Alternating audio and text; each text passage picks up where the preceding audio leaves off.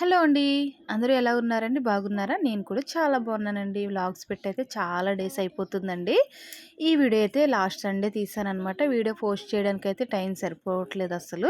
నేనైతే చాలా వీడియోస్ అయితే తీస్తున్నాను గానీ, అవి పోస్ట్ చేయడానికి, వాయిస్ ఓవర్ ఇవ్వడానికైతే టైం సెట్ అవ్వట్లేదండి. ఇంక ఈరోజైతే మార్నింగ్ బ్రేక్‌ఫాస్ట్‌కైతే ఇడ్లీ చేసుకొని చర్చికైతే వెళ్ళానండి. వచ్చేసరికి మా హస్బెండ్ వెజిటబుల్స్ అలాగే చికెన్ కూడా తీసుకొచ్చారండి. ఇంకా అవన్నీ కూడా సెపరేట్ చేసుకుంటున్నాననమాట. ఆల్రెడీ చికెన్ క్లీన్ చేసిన తర్వాత ఈ కవర్ అయితే చూసాననమాట. ఫస్ట్ అయితే ఈ కవర్ ఉందని నాకు తెలీదు. నేను మామూలుగా వెజిటబుల్స్ అనుకుని క్లీన్ చేస్తుంటే ఇంకా ఇవి కూడా ఉన్నాయన్నమాట. మేము ఇప్పుడు పార్నుకోడి అని చెప్పి తెచ్చుకుంటాం అనమాట సండే టైము. అందులో అయితే ఇలా ఎగ్స్ అయితే వస్తాయన్నమాట. మామూలు చికెన్ కంటే ఈ చికెన్ అయితే కొంచెం హెల్త్‌కి అయితే మంచిదనమాట. దీనికి ఇంజెక్షన్స్ అంటే ఏమి వేయకుండా నార్మల్‌గా పెరిగేతదనమాట. అందుకే ఎప్పుడు ఈ చికెనే తెచ్చుకుంటాం. మాక్సిమం సండే టైంలో ఈ చికెనే తెచ్చుకుంటామండి. మామూలు టైంలో అయితే 1 కేజీ, హాఫ్ కేజీ అయితే వేరే చికెన్ తెచ్చుకుంటామండి. ఇంకా అలా అయితే ఈరోజైతే ఈ చికెన్ తీసుకొచ్చారు. ఇదైతే కుక్కర్‌లో పెట్టాలి. ఎందుకంటే దీనికి బోన్స్ అనేది ఎక్కువ ఉంటాయన్నమాట. నేను ఇంకా కొంచెం పసుపు, సాల్ట్ అండ్ అల్లం వెల్లుల్లి పేస్ట్ పెట్టుకొని ఒక 3 విజిల్స్ అయితే పెట్టుకుంటాననమాట. అంటే పిల్లలైనా, పెద్దవాళ్ళైనా ఉన్నప్పుడు తినడానికి ఈజీగా ఉంటదని. అలాగే కోడిలో వచ్చిన ఎగ్స్ అవి ఉన్నాయి కదా! అవైతే క్లీన్ చేసుకొని అందులో కూడా కొంచెం పసుపు, కారం, సాల్ట్, అల్లం వెల్లుల్లి పేస్ట్ వేసి మ్యారినేట్ చేసి పక్కన పెట్టుకుంటున్నానండి. ఈ ఎగ్స్ అయితే ఫ్రై చేసుకున్న బాగుంటాయండి. లేదు అంటే కర్రీ అయితే కొంచెం ఉడికిన తర్వాత కర్రీలో కూడా వేసుకోవచ్చనమాట. నేనైతే ఈరోజు కర్రీలో వేయడం మర్చిపోయాను. లాస్ట్‌లో అయితే గుర్తొచ్చి అప్పుడైతే ఫ్రై కింద చేస్తానండి. ఇంకా కర్రీకి కావాల్సిన ఆనియన్స్, టమాటో, గ్రీన్ చిల్లీ అయితే కట్ చేసుకుంటున్నానండి.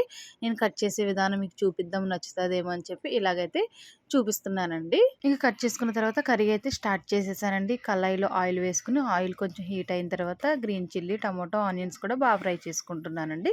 ఈ కర్రీకి అయితే బాగా ఫ్రై అయితే టేస్ట్ అనేది చాలా బాగుంటుందన్నమాట. ఇవైతే అల్లం వెల్లుల్లి పేస్ట్ అయితే లేదనమాట. ఇంకా అల్లం వెల్లుల్లి పేస్ట్ అయితే తయారు చేసుకుందాం అని చెప్పి రెడీ చేసుకుంటున్నాను. కొంచెం ధనియాలు, కొంచెం జీలకర్ర, వెల్లుల్లి, అల్లం కలిపి అల్లం వెల్లుల్లి పేస్ట్‌కి అయితే చేసుకుంటున్నానండి. నేనైతే ఈరోజు వెజిటబుల్స్ తీసుకొచ్చారు కదా మా హస్బెండ్, అందులో అయితే పుదీనా చూసాను కదా! అది చూడగానే నాకెందుకో బిర్యానీ చేసుకోవాలనిపించింది. ఇంకా వెంటనే స్టార్ట్ చేసేసాననమాట. అందుకే ఫ్రెష్‌గా అల్లం వెల్లుల్లి పేస్ట్ అయితే పట్టుకున్నానండి. అలాగే కుక్కర్ కూడా 3 విజిల్స్ అయితే అయిపోయిందనమాట. చూసారా చికెన్ అనేది ఇలాగా కొంచెం బాయిల్ అయ్యి ఉంటదనమాట. అల్లం వెల్లుల్లి పేస్ట్ రెడీ చేసుకునే లోపు నేను పొయ్యి మీద పెట్టుకున్న ఆనియన్స్, గ్రీన్ చిల్లీ, టమాటో అయితే బాగా ఫ్రై అయినాయండి. నేను అవి ఫ్రై అవుతున్నప్పుడే అందులోనే కొంచెం కారం, పసుపు కూడా యాడ్ చేసుకున్నానండి. ఇప్పుడైతే కుక్కర్‌లో ఉడికించుకున్న చికెన్ కూడా తెచ్చి కర్రీలో అయితే వేసుకున్నానండి. వాటర్ అనేది ఏమి వేయలేదు. అవి ఓన్లీ చికెన్‌లో వచ్చిన వాటరేననమాట. అవి కొంచెం ఉడికిన తర్వాత వాటర్ వేసుకున్నాను. ఇంకా అది స్లోగా ఉడుకుతది. ఇప్పుడైతే బిర్యానీకి అయితే రెడీ చేసుకుంటున్నానండి. నేను బిర్యానీలో కూడా ఎక్కువ ఆయిల్ అయితే వేయను. అలాగే నేను ఘీ గానీ, డాల్డా గానీ ఏమీ వేయననమాట. లైట్‌గా ఆయిల్ వేసుకున్నాను.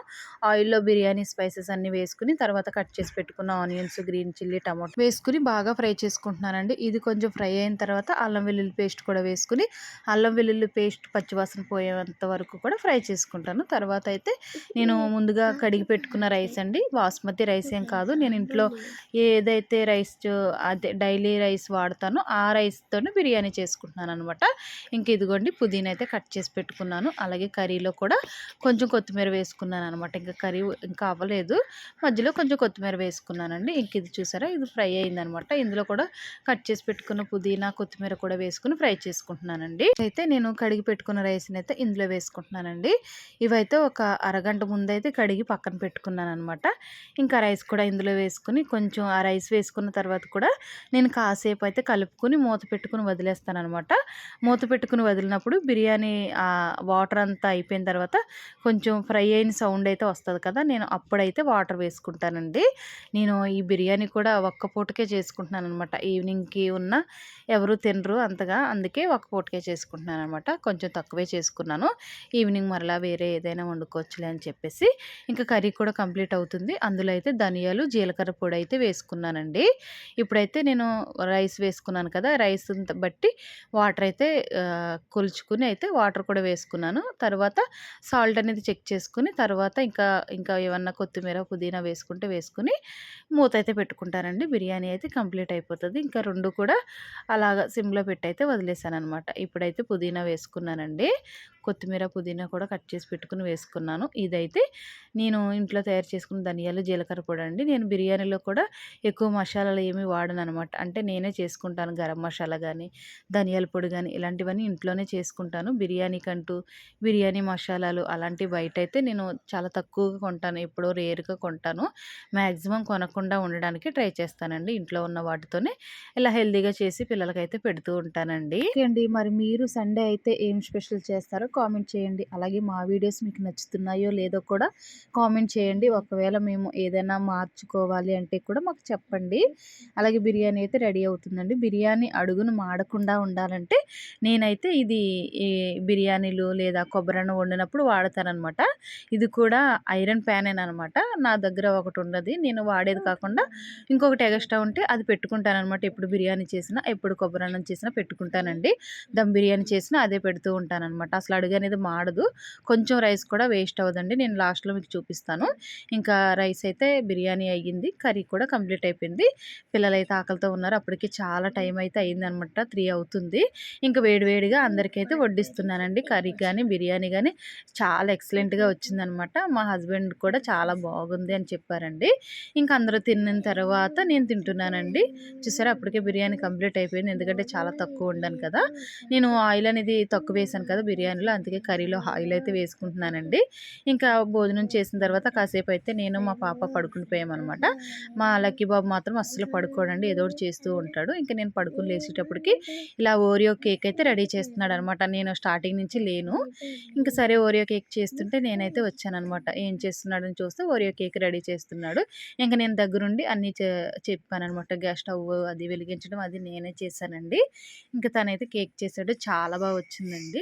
ఇంక బిర్యానీ కూడా చూసారా నేను ఈవినింగ్‌కి ఏం చేయట్లేదని చెప్పాను కదండీ! ఈవినింగ్‌కైతే ఇదే ఉందనమాట. ఇంక పిల్లలిద్దరూ తింటారులే అని చెప్పి నేను ఒక హాట్ బాక్స్‌లో వేసుకొని గిన్నెలన్నీ క్లీన్ చేసుకుందాం. మళ్ళీ మండే స్కూల్ ఉంటది కదా! అని చెప్పి అయితే క్లీన్ చేసుకుంటున్నానండి. ఇప్పుడైతే నేను మరలా చక్కగా వైట్ రైస్ వండుకొని రసం పెట్టుకుంటామండి. చికెన్ ఒక పూటే తినగలం. రెండో పూట అయితే ఇంక తినలేము. సో, అందుకైతే రసం పెట్టుకుంటామండి. ఇదిగోండి కేక్ చూసారా ఎంత వచ్చిందో.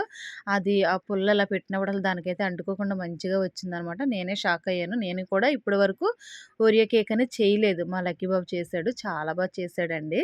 నేను పక్కనే ఉన్నానులెండి. ఇంక ఇప్పుడైతే ఇంక రసం పెట్టుకుంటున్నాను నైట్‌కి. పక్కనైతే రైస్ కూడా కడిగి పక్కన పెట్టుకున్నానండి. ఇంక ఇవి 2 స్టవ్‌ల మీద పెట్టేసిన తర్వాత నేనైతే ఇంక పక్కన గిన్నెలు క్లీన్ చేసేసుకుంటానండి. ఇటు వంట అవుతది. అటు నాకు క్లీనింగ్ కూడా అయిపోతదని చెప్పి పెట్టుకుంటున్నాననమాట. మా లక్కీ బాబు మొన్న ఆగస్ట్ 15కి అయితే స్కూల్‌లో కొన్ని కాంపిటీషన్ జరుగుతాయి కదండీ! వాటిలో అయితే మా లక్కీ బాబు ఒక 2 కాంపిటీషన్‌లో అయితే ఫస్ట్ ప్రైజ్ వచ్చిందనమాట. ఒకటి ఎస్ఏ హ్యాండ్ రైటింగ్ కాంపిటీషన్‌లో ఒకటొచ్చింది. అలా డ్రాయింగ్ కాంపిటీషన్‌లో కూడా ఫస్ట్ వచ్చాడండి. ఇంకా వాళ్ళ ఫ్రెండ్స్ అందరి కోసమైతే ఆ కేక్ చేశాడనమాట. మాకైతే కేక్ టేస్ట్ కూడా చూపించలేదండి. చక్కగా పీసెస్‌లా కట్ చేసుకొని బాక్స్‌లో పెట్టుకొని స్కూల్‌కైతే తీసుకువెళ్ళిపోయాడండి. ఓకే అండి. నా Sunday morning to evening routine అయితే మీకు చూపించానండి. మరి మీకెలా అనిపించిందో కామెంట్ చేయండి. ప్లీజ్ అండి మా ఛానల్‌ని సబ్స్క్రైబ్ కూడా చేసుకోండి. చాలా తక్కువ సబ్స్క్రైబర్స్ ఉన్నారు. ప్లీజ్ అండి మీరు ఇంకా సబ్స్క్రైబ్ గనుక చేసుకోకపోతే ప్లీజ్ సబ్స్క్రైబ్ టు రియాన్సీ vlogs. Thank you for watching. By.